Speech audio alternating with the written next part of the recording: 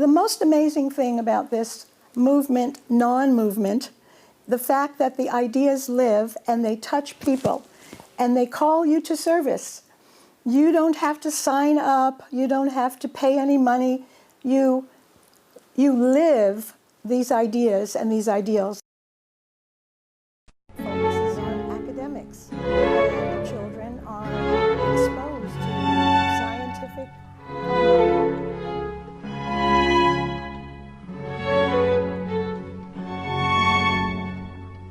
It's not in the movement that's the problem, it's the outside. It's getting the word out. It's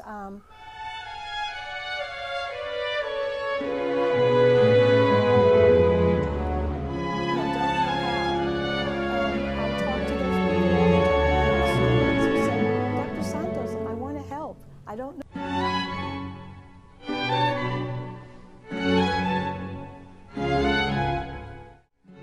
My name is Sheryl Santos-Hatchett, and I'm a dean at the University of North Texas at Dallas.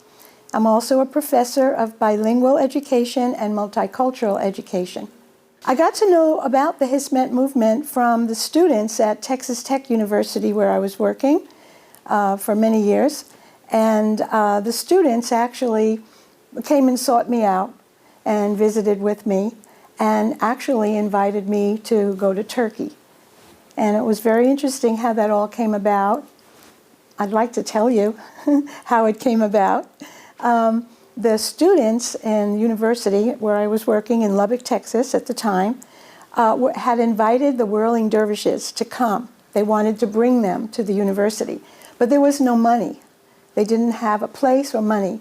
And they sought me out as a dean to see if I could help. And I was able to help, and I was able to bring them and find a venue. And all the students in the university got to go free because the university helped me to help the students. And that's how it all came about for me.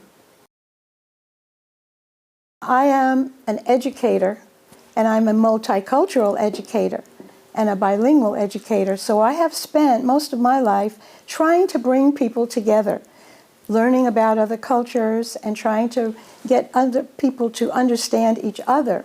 So when I became aware of Fethullahu Gulenu and the writings and the Hizmet movement, for me it was a natural affinity. And I found out about it through my trip to Turkey and with the students from the university. Well, for me, he's a perfect person. I just read many of his books, and I felt that the things that he's trying to accomplish, although he's very modest and he doesn't take credit, but his ideas live, and his goodwill and the service that he tries to provide through his writings and his speeches and the website, it spreads out to other people, and they hear this message.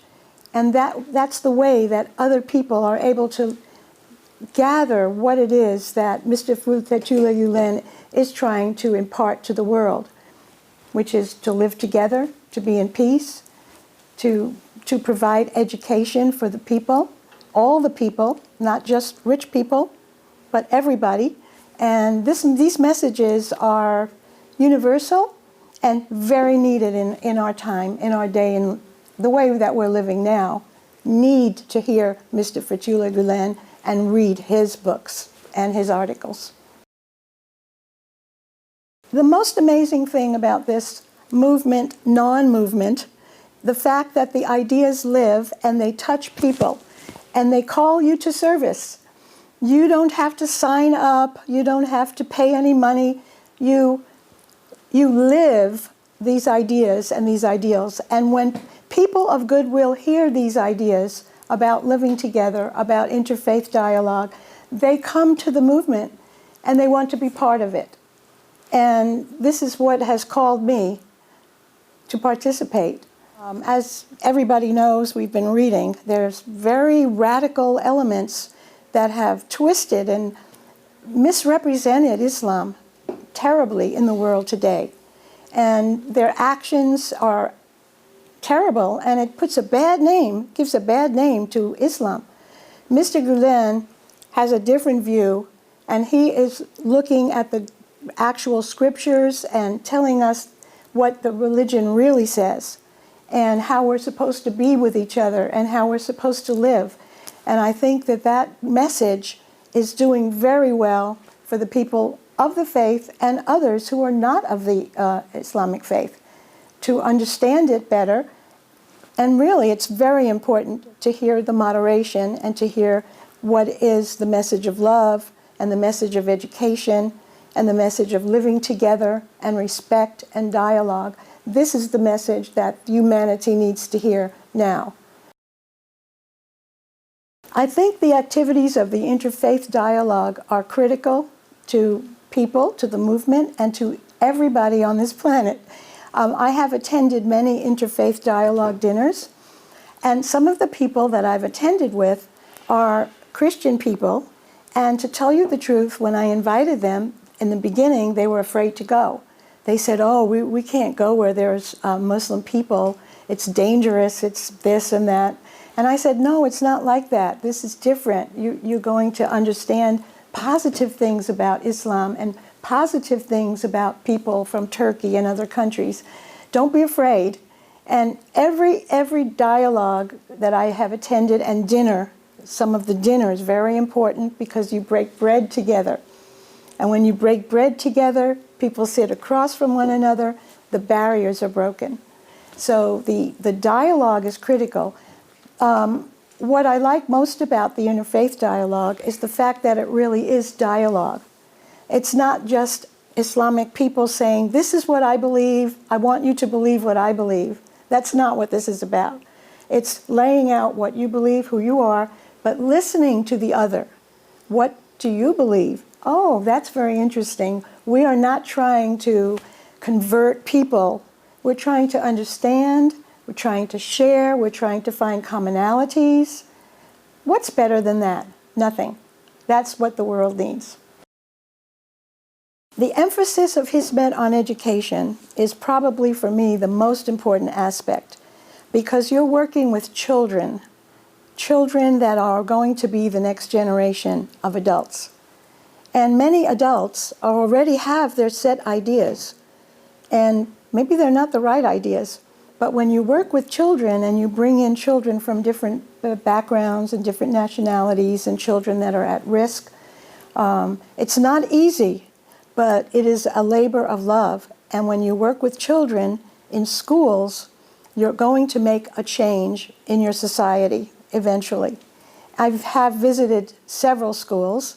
In Turkey, I visited some high schools where they were doing a science project, and they had a wonderful school, and the children were out in the yard playing together. I was very impressed by what I saw in Turkey.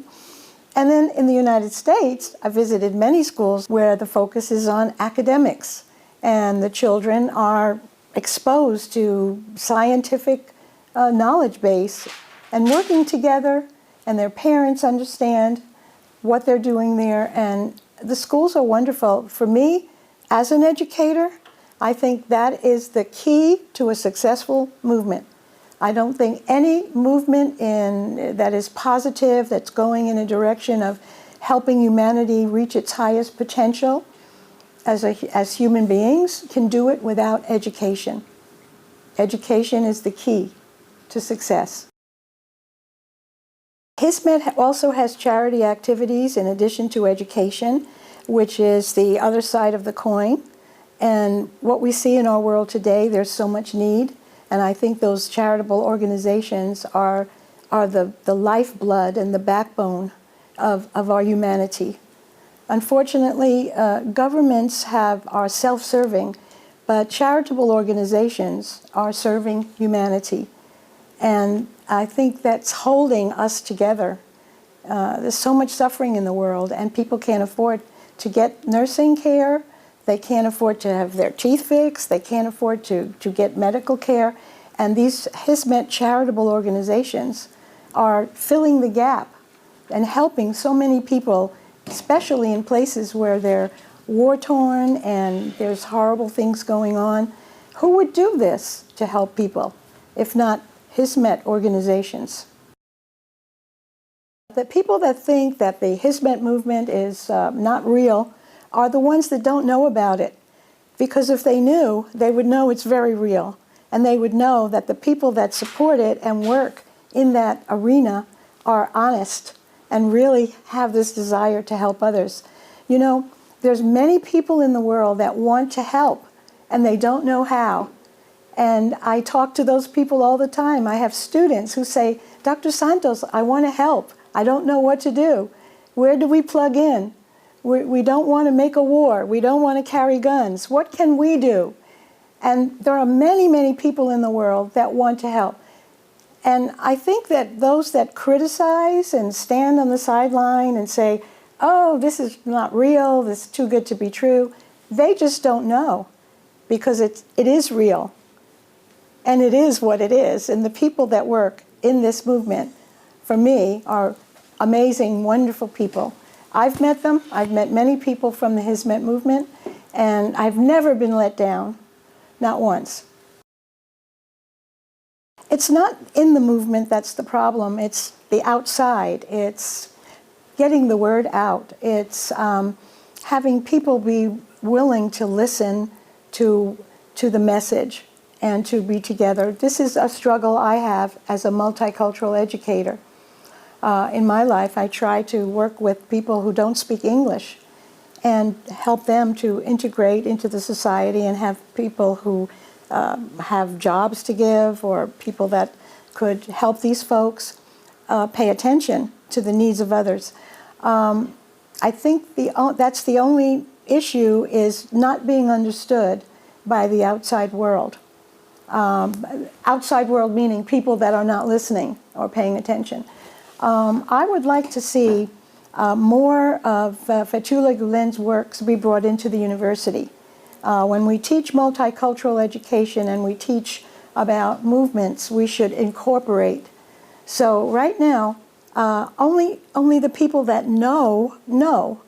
And I think that it needs more exposure and positive exposure. Unfortunately, many times when the media pick up something, it's not the right thing. They had a program on TV in the United States about the schools, and they were making it sound like it was something odd. You know, who is this person, and what are his motives, and there's this movement, and it's clandestine, and this is ridiculous. And so those of us that know, I think we have a responsibility, actually, to bring the knowledge base forward. I wrote a paper on what American education can learn from Fethullahu Gulenu and his works. And I presented my paper. It was a conference in Oklahoma, University of Oklahoma, several years ago at a conference. And it was wonderful because I was able to incorporate some of his writings from Pearls of Wisdom and different books into my academic paper that I wrote, and how multicultural education in the United States and how our educational system needs to learn from the Hizmet movement and from the schools that Fethullahu Gulenu inspired. And there's so much that we can learn and incorporate. And so that piece needs to be examined a little more. How do we bring it into the mainstream, you know, the books that the students read? How do we get them to be exposed? You know, it's very difficult to be a leader, and it's very difficult to speak truth in today's world. Our media covers the truth a lot, and it covers it up, doesn't really tell exactly what people need to hear. And I fear that messages, good messages, and bringing people together, it's not something that happens readily. It has to really be worked on. And so, great admiration for this movement. I think it's the hope of humanity, I really do. And I think we have too many people that are either too far to the right, too far to the left, and it just doesn't work for the majority of us. And common sense and goodwill, this is what we need to keep the movement going, to keep human beings growing as spiritual beings, which is what we are. That's what I feel in my heart.